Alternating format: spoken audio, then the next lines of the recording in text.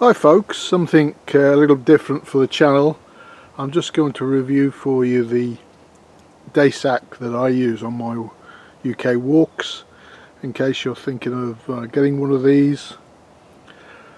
What I like about it, what I don't like about it, and actually I'm moving on to a brand new day rucksack which I'm waiting for delivery, and I'll probably make a separate video on that. It's a nice breezy autumn day here in the UK. The leaves are down. I need to do some gardening, I think, leaf clearing, but I just thought I'd just do a brief review on this. Rain clouds are gathering again, so I might have to cut it short. So what is this? This is an ex-British Army 30-litre day pack, and hopefully we can see the tab there. Field pack 30-litre black Mark III. There's a NATO service number. Contract number is actually somebody's original name and service number there. No date on it, but I think this would date back from the 1990s. As we can see, it is in black. I think these are sometimes called the Northern Ireland Patrol Pack as well, and somebody can always correct me on that if I've got that wrong. Now subsequently, after this finished, they then brought out almost an identical pack in the British DPM disruptive pattern material camouflage, and there's quite a few of those about, but these black ones seem to be getting rarer now. But if you are interested in them, I'll give a link in the description to a company that still seems to sell these. So yeah, 30 litres. It has a main inside area. Originally there was a rubber coating here, or plastic coating, which is just breaking up over the years. That made it originally waterproof. That's not a problem because I keep stuff in dry bags inside. It's got a toggle here for you to help sort of close the top up. There's no other cloth there as such. There's no sort of snow flap as such. And obviously it's the top loading. The lid comes over, and this, you could, if you wanted to, pack it up above the top of the pack here if you've got some large bulky items. It has the two side pockets, but they're stitched on, they're not removable as such, so you can't take those off unless you undid the stitching. I just keep a water bottle in there normally. It has this front mesh, and I just keep a rain cover in there from Mountain Warehouse to cover it up when it does rain. And I've got a high-vis jacket there because the dark nights are here. If I get caught out walking out, perhaps on roads at night, which I try and avoid, I've got a high-vis jacket, and this is also high-vis the cover. I do find that if I don't put that on and it rains, this does get very heavy, this material. I think it's probably polyester, and I haven't really treated it, so it does tend to soak up the rain. The clips are quite substantive on this. They're quite strong, well made, quality. The zips are very good. Seeing this is a 30-odd-year-old pack, I don't know how many times it's been issued, so it's done quite well in that regard. There is also a bottom section here.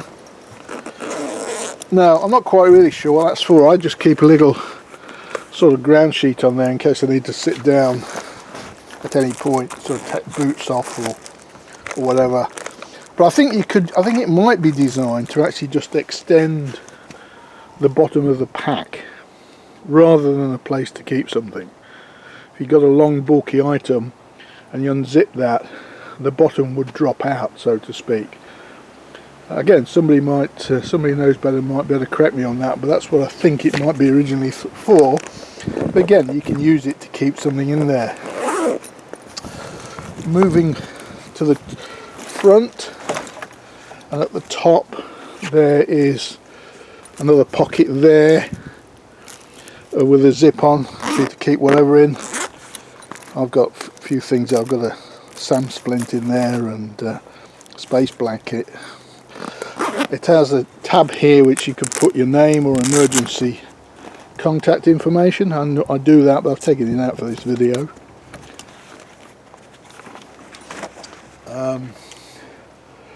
Okay, it's got these two main shoulder straps which are quite comfortable.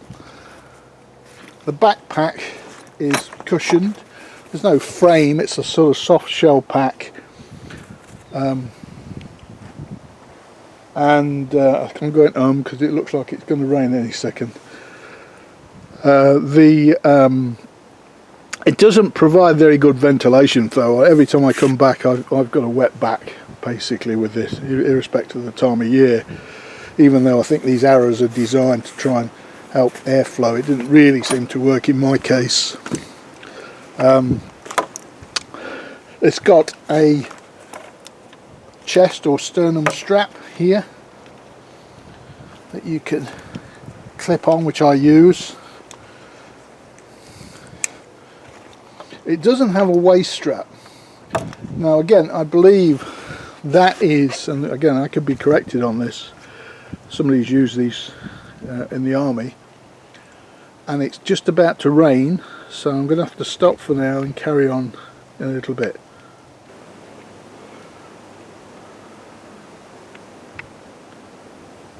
Okay folks, back again for a second try. This is their classic British or UK weather here. I mean, when I brought the camera out, the sun was shining, rain clouds were a little way off, and then from the time it took me to make that first film, it started to rain. Anyway, it stopped again for a moment, so hopefully I can complete this now. Rain clouds are still around, but I think they've moved away a little bit. So just to recap, ex-British Army 30-litre day pack, and coming down to the front, as I mentioned, the straps are quite comfortable. I've put a couple of few pouches in. This is a pair of binoculars and eTrex GPS, so I don't use that very much. I use the iPhone with the OS ordnance, and that's for the iPhone. So, you know, overall, I mean, I think I've had this, I think about 6 years, maybe even longer. Used it every time I've gone out walking in the UK. I don't use it if I go to overseas. I normally take a smaller North Face pack for travelling. So I've been, you know, reasonably, well, fairly happy with this. But there's been one problem with it, which is only getting worse as the more use comes in. It's actually a pain in the neck, so I've decided to bite the bullet and go for a new rucksack. And as I said, I'm waiting delivery on that, and when that comes in I'll make a review of that. So what's the problem? Well, the problem basically is these pull straps. They're very, very thin with small buckles, and you can see I've got some tape there to try and help the situation.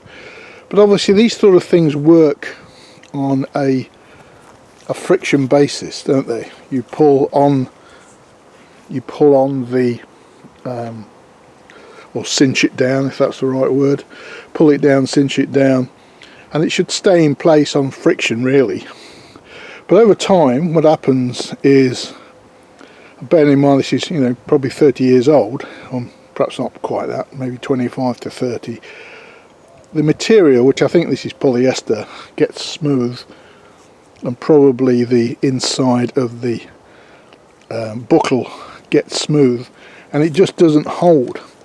So I'm constantly pulling it up, and I tried various things, you know, taping it, another clip, sort of semi works, doesn't work properly. As you can see in this one, it's even turned over. It's quite hard to get it back because it's developed a memory. So I'm constantly walking along having to cinch that, And the heavier weighting, obviously, the more times I've got to do that. So frankly, it's just a pain, really. If you constantly have to do that, you can't just forget about it. You find the pack slipping. So I'm going to move to a new pack. Again, this was very inexpensive. It cost me £20. So, you know, the value on these is very good. They're very well made. Stitching's very good. Grab handle there, very strong. Say the zips are high quality. The plastic fittings are strong. Apart from the slippage on the straps, there's nothing to fault on it, really. And for £20, you know, it's very good value. I think now you'd have to pay probably 30 or more, and they are getting rarer to find, actually. So that's a quick review on the pack. I've gone now for a brand new pack as a replacement from Karrimor SF, and when that comes in I'll do a review on that. I didn't go for Army Surplus replacement for two key reasons. One is I'm a little bit, you know, this is perhaps a common fault with ex-Army packs that have been used over a period of time, that maybe I'll just have the same problem with another one. Perhaps not. But more importantly, I don't want a camouflage backpack or rucksack. And unless I go for really vintage, then all the NATO countries, of course, switch to camouflage of various descriptions. So if you go in to buy a Daysack or a Bergen, like say in the British case, you've got a lot of the DPM on the market, some of the newer MTP products on the market, then you've got to buy camouflage.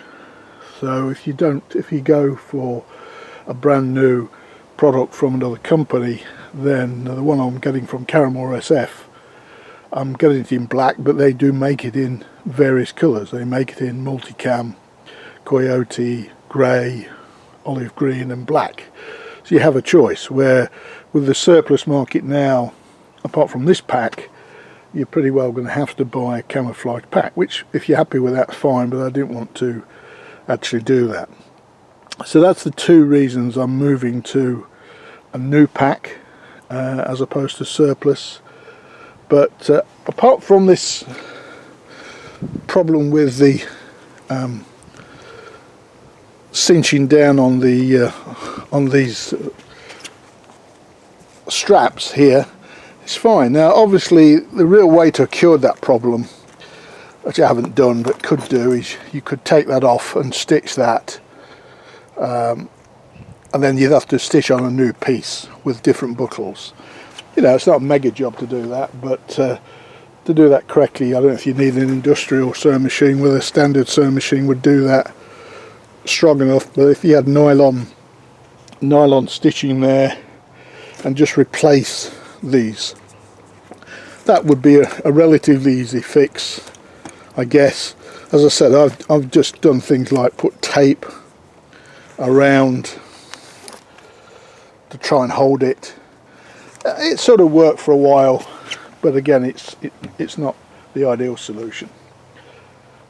Plus, I've got an excuse for buying a new rucksack. So there we are. That's the British Army 30 litre day pack. Black, obviously. As I said, you find a lot more available in DPM camouflage, basically the same pack. I think now on the MTP system they've changed. They don't make these anymore. They've gone up to I think they have a 40 litre sort of multi-day pack, and they have a 17 litre combat pack. So the equivalent to this would, you have to go up to 40 litres probably, and again that would obviously be in camouflage MTP. Hope you find that of interest, if you're interested in looking at one of these, I will post a link to where you can still get them, or one company I know that's still got a few in stock. I don't think they have that many. And when the new one comes in, I'll do an unzipping unboxing of that when it arrives in the next day or so. Alright, hope you're all doing well. Take care out there.